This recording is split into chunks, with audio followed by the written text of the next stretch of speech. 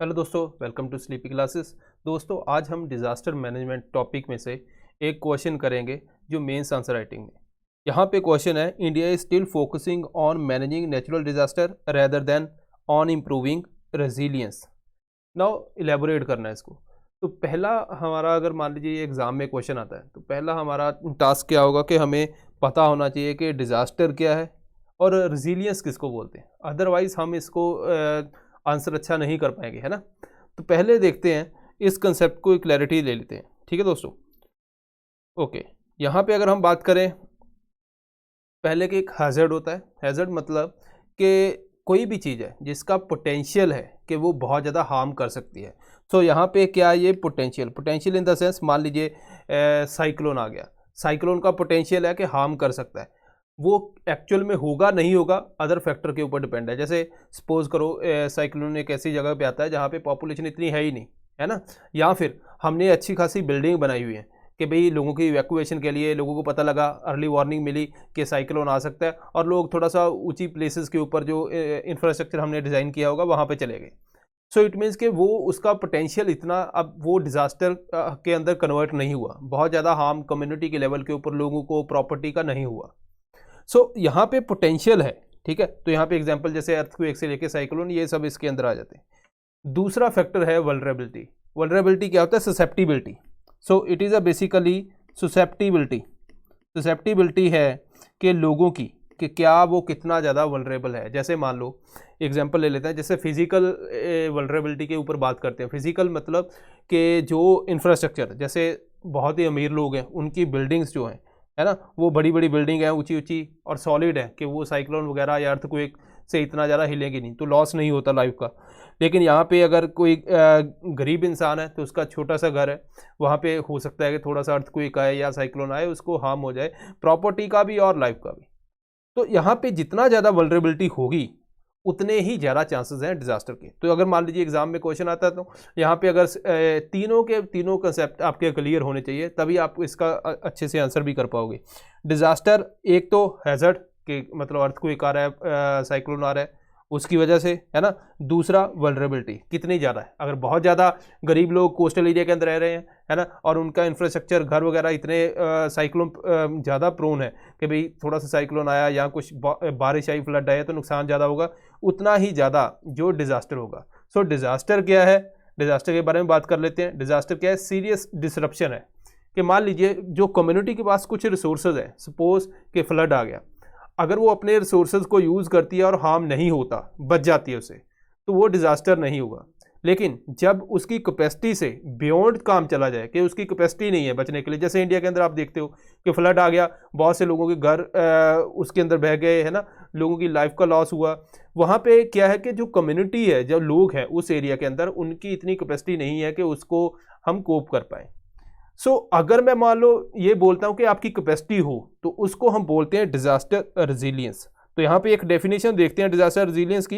ये मैंने इसीलिए लिखी हुई है क्योंकि अब आपने मेंस लिखना है, वहाँ पे मैं आप बोल दूंगा, वहाँ पे आपको पता नहीं चलेगा उसको लिखना कैसे है। डिजास्टर रेजिलियंस की जो डेफिनेशन है वो क्या बोलता है? एबिलिटी ऑफ इंडिविजुअल, चाहे वो कम्युनिटी हो, ऑर्गेनाइजेशन हो, सोसाइटी हो, स्टेट हो, इन सभी की ability to adopt and recovered, ठीक है, अडॉप्ट भी कर पाए। मान लीजिए अर्थक्वेक आ रहा है तो इतना इंफ्रास्ट्रक्चर हो कि वो बच जाए, अर्थक्वेक का इम्पैक्ट ना हो, और उसके बाद अर्थक्वेक के बाद वो इजीली रिकवर भी कर पाए। ऐसा नहीं कि गवर्नमेंट को बहुत ज़्यादा पैसा देना पड़ रहा है या उन लोगों की 5-6 साल लाइफ ही पीछे चले गई, है ना, वो सब दोबारा अब उनके पास इतनी कैपेबिलिटी नहीं है। तो अगर ये काम हो जाए, इसको बोलते हैं हम डिजास्टर रेजिलियंस। अब मैं आगे निकलता हूँ तीसरे टॉपिक के ऊपर। जब भी हम डिजास्टर मैनेजमेंट की बात करते हैं तो यहाँ पे पहले चीज़ है कि एक तो दोस्तों डिज़ास्टर हुआ, है ना, एक है प्री डिज़ास्टर, एक है पोस्ट डिज़ास्टर। तीन चीज़ें होती हैं। जैसे मान लो आप यूपीएससी का एग्ज़ाम दे रहे हो, तो वहाँ पे एग्ज़ाम से पहले पहले अगर आपने अच्छा खासा प्रिपरेशन कर ली, पढ़ लिया, तो एग्ज़ाम में अगर डिज़ास्टर हुआ तो उससे पहले आप क्या बोलोगे कि ठीक है, हमने कोप कर लिया, हम थोड़े से रिजिलिएंट हो गए, है ना।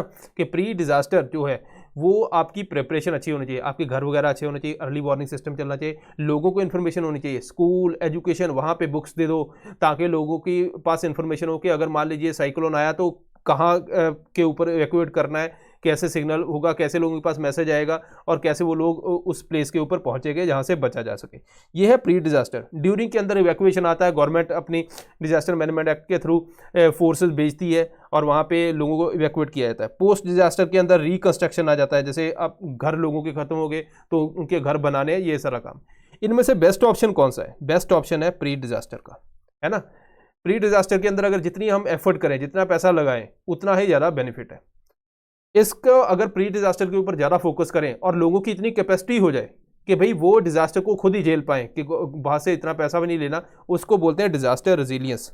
सो हमें टॉपिक ये बोल रहा है कि इंडिया का जो मेजर फोकस है वो डिजास्टर के ऊपर है, ठीक है। कि मान लीजिए अब डिजास्टर हो गया तो लोगों को हम कुछ ना कुछ हेल्प प्रोवाइड कर रहे हैं, उसके ऊपर पैसा खर्च हो रहा है, नेक्स्ट टाइम फिर होता है हम फिर प्रोवाइड करते रहते हैं, रैदर देन डिजास्टर रेजिलियंस, ठीक है। तो इसको हमने एलेबोरेट करना है। दोनों टाइप का आप लिखोगे कि भाई हाँ ठीक है, इंडिया का जो मेजर फोकस है डिजास्टर के ऊपर, ऐसे हमें कैसे पता चलता है? हमें ये इसी तरह पता चलता है, वहाँ पे आपको एग्जांपल देनी पड़ेगी। जैसे एक तो रीसेंट एग्जांपल है कोविड-19, ठीक है।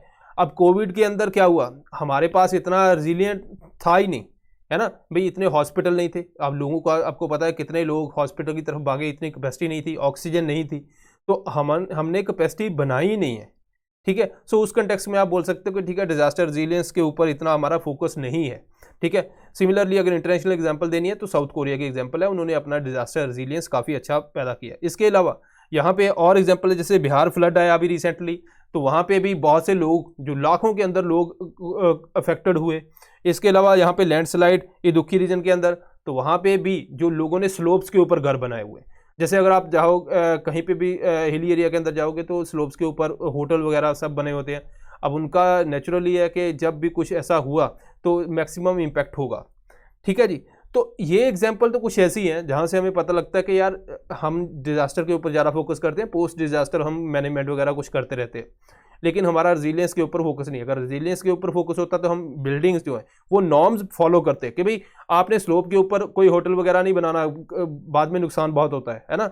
तो हमने हाउस की कंस्ट्रक्शन, घर वाली कैसी कंस्ट्रक्शन होनी चाहिए घरों की, बिल्डिंग कोड्स हैं कि भाई अगर मान लीजिए अर्थक्वेक प्रोन ये वाला एरिया है और यहाँ पे ऐसी इंफ्रास्ट्रक्चर बनेगी, इतना जो भी उसके अंदर मटेरियल की यूजेज होगी, ये उसके जो भी हम बनाते हैं कि ठीक है उसका मैप वगैरह या कुछ भी है, जो भी फाउंडेशन है, फाउंडेशन आपकी इस हिसाब से रहनी चाहिए, वो सब डिक्टेट करना है। इसके अलावा आपने लोगों को अवेयर करना है। देखो कोई भी डिजास्टर है, सबसे पहले जहाँ पे आया वहाँ पे इम्पैक्ट पड़ता है लोकल पॉपुलेशन के ऊपर। तो इट मीन्स कि लोकल पॉपुलेशन के अंदर दो चीज़ें होनी चाहिए, जो कम्युनिटी लेवल के ऊपर, विलेज लेवल के ऊपर, जो भी उस एरिया के अंदर है।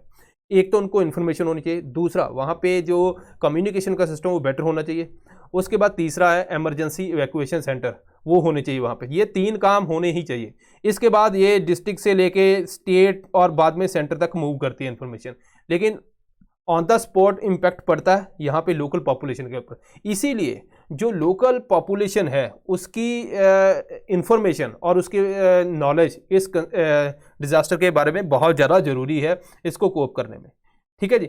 इसके अलावा बोलोगे नहीं डिजास्टर रेजिलियंस भी हुआ है, अब कुछ स्टेट्स हैं जैसे उड़ीसा वगैरह, यहाँ पे इनके अंदर जो साइक्लोन है उसको टैकल करने की और अर्ली वार्निंग सिस्टम से लेके घर ऐसे इंफ्रास्ट्रक्चर बनाने की ताकि मिनिमम लॉस हो, वो सब हमने किया है। इसके अलावा अर्ली वार्निंग सिस्टम है वो भी हमने इस्टेब्लिश किया है। तो यहाँ पे आप बोलोगे हाँ डिजास्टर रेजिलियंस के ऊपर भी गवर्नमेंट काम कर रही है।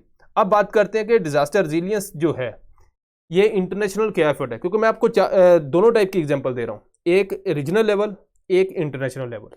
क्या किया क्या नहीं, दोनों लेवल के ऊपर आपको दोनों एग्जांपल चाहिए, क्योंकि ये क्वेश्चन भी इंपॉर्टेंट है, डिजास्टर के ऊपर आते ही है क्वेश्चन। यहाँ पे ह्यूगो फ्रेमवर्क ऑफ एक्शन जो 2005 में यहाँ पे डिजास्टर की बात की गई, इन्होंने बोला डिजास्टर रेजिलियंस जो है ना, ये किसके ऊपर डिपेंड करता है कि हमने क्या पास्ट में से, जो पास्ट एक्सपीरियंस है, सुनामी आई, साइक्लोन आए, इतने है ना, उसमें से क्या सीखा है ना। मान लीजिए अगर हमने कुछ सीखा है, इट मीन्स कि हम इंफ्रास्ट्रक्चर बनाएंगे, हम कम्युनिकेशन बेटर बनाएंगे, ये सब कुछ काम करेंगे एंड रिड्यूस देयर रिस्क, और उसके बाद फ्यूचर के अंदर वैसा रिस्क ना हो उसको हम रिड्यूस करें, इसको बोलते हैं, इसके ऊपर डिपेंड है डिजास्टर रेजिलियंस। अब लर्न फ्रॉम पास्ट, क्या हमने कुछ सीखा है, तो ऑलमोस्ट लगता है कोई सीखा नहीं है, बहुत ही कम स्टेट लेवल के ऊपर काम यहाँ पे हुआ जिन्होंने कुछ ना कुछ वहाँ पे किया है। इसके अलावा रिस्क जो है उसको हमने रिड्यूस किया है, हाँ कुछ हद तक तो किया है हमने, काफ़ी एफर्ट भी किए हैं अर्ली वार्निंग सिस्टम से लेके ये सारा कुछ। और इंटरनेशनल एफर्ट में क्या बोला है पेरिस एग्रीमेंट UNFCCC वहाँ पे हुआ है ना, उन्होंने बोला क्लाइमेट चेंज हो रहा है जी, ग्रीन हाउस गैसेज है। उसके अलावा सेंडाई फ्रेमवर्क डिजास्टर के ऊपर, ठीक है, इन्होंने क्लाइमेट रेजिलियंट सिटी की बात की है। सिटीज अगर आप देखोगे, इवन जो चेन्नई का केस है, बहुत फ्लड आया है ना, जो हमारे अर्बन एरिया के अंदर फ्लड आता रहता है, उसकी वजह एक तो चलो ठीक है बारिश ज़्यादा होगी, वो तो आप मान सकते हो, लेकिन जो हमारा जो सीवेज वगैरह है वो इतना क्लॉग हो जाता है, वहाँ पे पानी जो है निकलता नहीं है वहाँ से, है ना, बहुत से प्लास्टिक जो है उसके अंदर चले जाते हैं, जिसकी वजह से वहाँ पे ब्लॉकेज आ जाती है। इसके अलावा जो सिटीज़ के अंदर आप देखोगे, जो नॉर्मली आपको मेटल रोड्स मिलती हैं, पार्क वगैरह बहुत कम है, जो सॉइल है वो पानी एब्जॉर्ब करती है वो भी नहीं है, तो वो पानी सारा फ्री फ्लो करता है। तो ये हमारे जो चीज़ें हैं इंपॉर्टेंट है। इसके अलावा सस्टेनेबल डेवलपमेंट गोल के अंदर इंडिया ने कमिट किया कि हम जो रिजिलियंस शो करेंगे, हम जो भी इंफ्रास्ट्रक्चर बनाएंगे वो डिजास्टर रिजिलियंस होगा और लोगों को भी अवेयर किया जाएगा। इसके अलावा डिजास्टर मैनेजमेंट एक्ट 2005, यहाँ पे बोला गया कि जो लोकल लेवल है ना, लोकल बॉडीज़ हैं, उनको बोला गया कि वो डिजास्टर इमरजेंसी सेल बनाएं, ठीक है दोस्तों, और मैनेजमेंट प्लान बनाए अपना अपना लोकल लेवल के ऊपर। लेकिन इसके ऊपर भी कुछ हुआ नहीं, बहुत से हार्डली कोई सिंगल परसेंटेज के अंदर होगा जिन्होंने इसके ऊपर काम किया। तो इसीलिए ये भी हमारा जो एक फेलियर हमें देखने को मिलता है दोस्तों। ये कुछ चीज़ें हैं जो बेसिक कंसेप्ट है और दोनों तरफ से आपको इसको टैकल करना है। ऐसा नहीं कि आप यहाँ पे एग्जाम्पल ही ना दो, एग्जाम्पल देनी है। अब बात करते हैं दूसरा वैल्यू एडिशन, जिसके अंदर हम डेटा की बात करते हैं। तो पहले तो इंडिया की वल्नरेबिलिटी कितनी है, ये तो डेटा आपके पास होना ही चाहिए, यहाँ पे आप मिस नहीं कर सकते, क्योंकि डिजास्टर मैनेजमेंट का जब भी आप टॉपिक पढ़ते हो पहले आपको ये हर एक में लग जाता है। जैसे 70% कोस्टल एरिया है जहाँ पे सुनामी और साइक्लोन के चांसेस है, 60% लैंड मास है जो वल्नरेबल है अर्थक्वेक को, 12% जो है फ्लड को। तो ये आपको एटलीस्ट इतना डेटा पता होना चाहिए। एग्जाम्पल यहाँ पे भी है, जैसे केरला केस है, वहाँ पे भी बोला गया होम मिनिस्ट्री ने कि आप स्पेशलाइज जो टीम बनाओ कि हम डिजास्टर मैनेजमेंट कर सके, लेकिन यहाँ पे भी नहीं हुआ। तो ये भी एक और एग्जाम्पल है ना फेलियर की। केदारनाथ फ्लड की बात करें तो वहाँ पे भी डॉपलर रडार क्या करती है, चेक करती है, जैसे बारिश आने वाली है कितनी, ये वो सारा उसका डिटेक्ट करती है। DND के अंदर हमने इसका प्रोसीजर भी पढ़ा था, वो आप भी देख सकते हो। तो यहाँ पे भी कुछ हार्डली थोड़ा बहुत प्रोवाइड किया गया है। इशू क्या है, इशू वही है दोस्तों। इशू को जब आप हमने डिस्कस करना है एग्जाम के अंदर, तो आपने ध्यान रखना है कि उसको एक सीरियल वाइज चलो। अगर आप लोकल लेवल के ऊपर इशू डिस्कस कर रहे हो, देन आप स्टेट लेवल के ऊपर डिस्कस कर रहे हो, देन सेंट्रल लेवल के ऊपर, तो थोड़ा सा एक पैटर्न बना होना चाहिए। ऐसा नहीं आपने सारे जो सेंट्रल लेवल के डिस्कस कर दिए और लोकल लेवल को छेड़ा ही नहीं, तो वहाँ पे फिर हमारी कवरेज भी थोड़ी सी गड़बड़ जाती है। लेकिन हाँ, ये जो इसका आंसर है थोड़ा सा डिटेल में भी दिया गया है, क्योंकि ये एक इन्फॉर्मेशन है जो आपको एक बेटर वे प्रोवाइड करेगी कि क्या क्या चीज़ें, कौन कौन से एंगल को हमने टच करना है। इशू क्या है, इनएडिक्वेट अर्ली वार्निंग सिस्टम बता दिया मैंने, कि पहले तो देखो अर्ली वार्निंग आएगी ना कि भाई हाँ डिजास्टर होने वाला है जहाँ कुछ भी है, लेकिन वो भी इतने नहीं है। सो इसकी वजह से प्री डिजास्टर मैनेजमेंट जो है अपनी प्रिपेयर इतनी होती नहीं है, स्लो रिलीफ है। अब पोस्ट की बात कर ले, अब जब हो गया उसके बाद जो लोगों को रिलीफ भी नहीं मिलता, कोऑर्डिनेशन की कमी है लोकल स्टेट सेंटर उनके बीच में, है ना, फाइनेंसेस का इशू है, ठीक है दोस्तों, गुड गवर्नेंस, ये वो अगर आपने लिखना है आपकी मर्जी, अदरवाइज कोई इसमें इशू नहीं है। फाइनेंशियल इश्यूज, जैसे मान लो जो कोई डिजास्टर है नोटिफाई कर दिया मिनिस्ट्री ने, अब उसके बाद कुछ ऐसे डिजास्टर हैं जो स्टेट लेवल के ऊपर होते हैं, नोटिफाई नहीं होते, वहाँ पे हार्डली 10% उनको पैसा खर्चने की परमिशन है, ठीक है जी। इसके अलावा जो अब रिकंस्ट्रक्शन करनी है, मान लीजिए पोस्ट डिजास्टर के बाद आपने रिकंस्ट्रक्ट करना है, हाउसिंग के ऊपर फोकस करना है, देन लेबर के ऊपर फोकस करना है कि हाँ लेबर भी चाहिए वो घर बनाने के लिए ऐसे, तो वहाँ पे भी लेबर की अलग अलग कॉस्ट है स्टेट टू स्टेट। तो इसीलिए हमारा एक जो सेंट्रलाइज लेवल के ऊपर प्लान इतना बन नहीं पाता, ठीक है दोस्तों, अलग अलग खर्चे हैं इनके। इसके अलावा अप्रोच, यस मैंने पॉजिटिव भी बता दिया कि हमने डिजास्टर रिजिलियंस के ऊपर काम किया है। हम अभी रिसेंट जो एग्जांपल है, कुछ स्टेट्स की भी एग्जांपल है, साइक्लोन को भी हमने इतना ज़्यादा इम्पैक्ट नहीं पड़ रहा जैसे पहले पड़ता था, ठीक है। इसके अलावा नेशनल साइक्लोन मिटिगेशन प्रोजेक्ट आया, ये आपने कुछ एग्जाम्पल अगर कोड करनी हो कर लेंगे। इसके अलावा नेशनल डिजास्टर रिस्पांस फंड की बात हो रही है, तो ये इसको डिफरेंट टॉपिक के अंदर कुछ टॉपिक है उनका एनालिसिस हम करेंगे, ठीक है दोस्तों। इसके अलावा इंटरनेशनल कोऑपरेशन, मैंने आपको थोड़ा सा उसमें उतना ही पॉइंट बताए हैं जितने आप मेंस के अंदर लिख पाओगे, क्योंकि बहुत ज़्यादा डिटेल में अगर आप देखोगे सेंडाई के ऊपर ही आपने 5 लाइन लिख दी, वो हमारे काम यहाँ पे आने वाला नहीं, ठीक है। तो फ्यूचर क्या है कि आपको वही बात है, प्री, ड्यूरिंग एंड पोस्ट तीनों के ऊपर काम करना है, लेकिन जितना प्री के ऊपर काम कर पाए, डिजास्टर रिजिलियंस इंफ्रास्ट्रक्चर से लेके हर एक चीज़ बन जाए, उतना ही हमारा इंपॉर्टेंट यहाँ पे बनेगा। इससे रिलेटेड ज्योग्राफी के अंदर आपको क्वेश्चन आ सकता है climate resilient crops, climate resilient crops, ठीक है। जैसे बहुत सारे ड्रॉट से लेके फ्लड आ जाता है तो वहाँ पे क्रॉप के ऊपर इम्पैक्ट ना हो, तो इस कंटेक्स्ट के अंदर ज्योग्राफी के आपको यहाँ पे क्वेश्चन देखने को मिल सकता है। इसके अलावा जो सेंट्रलाइज डेटाबेस, कोई भी काम करना है हमारे पास डेटा होना चाहिए कि इतने इम्पैक्ट, इस कोस्ट के ऊपर इतना इम्पैक्ट हो रहा है, इसके ऊपर इतना इम्पैक्ट हो रहा है, साइक्लोन से लेके जो भी डिफरेंट टाइप हैजर्ड है। अब उसका हमारे पास डेटा होगा तभी हम एफर्ट कर पाएंगे।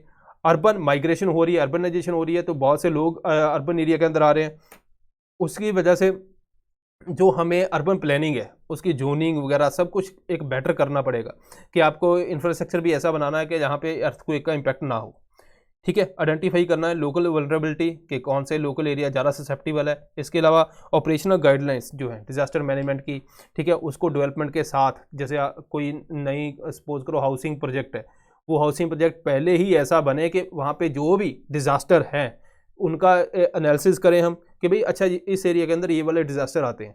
उसके बाद क्या होगा कि हम जो हाउसिंग प्रोजेक्ट है उसके अंदर घर भी ऐसे बनाएंगे ताकि उनका उतना इम्पैक्ट उनके ऊपर ना हो। तो ये कुछ काम है दोस्तों, तो डिफरेंट चीज़ें। लेकिन हाँ, अगर आप ये डायग्राम बनाते हो, उसके बाद अगर मैं बोलूँ कि इस आंसर को इसको करने के लिए हमारे पास जो मटेरियल होना चाहिए वहाँ पे अगर अच्छा आंसर करने के लिए, एक तो आपके पास डेटा जो हमने स्टार्टिंग में किया, दूसरा आपके पास अगर कुछ डायग्राम वगैरह है तो यहाँ पे ये आप बना सकते हो। इसके अलावा तीसरा अगर मैं बात करूँ तो आपके पास होना चाहिए दोस्तों यहाँ पे एग्जाम्पल। तो एग्जाम्पल भी हमने दोनों किए हैं, लोकल लेवल के ऊपर भी तो इंटरनेशनल लेवल के ऊपर भी, ठीक है। एफर्ट भी लोकल एंड इंटरनेशनल वो सारे हमने इसके अंदर कवर किए। यही एक इंग्रेडिएंट है एक अच्छा आंसर बनाने के, और ये हमने किए। ये मैंने थोड़ा सा डिटेल में यहाँ पे इसीलिए लिखा है क्योंकि आपको एक होता है कई बार हमने समझ तो लिया, हमें पता नहीं लगता कि वहाँ पे उस इंफॉर्मेशन को एक्सप्रेस कैसे करना है, इसीलिए ये आपको एक आइडिया दिया है। आप इसका स्क्रीनशॉट लेना चाहते हो तो स्क्रीनशॉट ले लेना। So this is all for today दोस्तों, मिलते हैं next time. Thank you very much.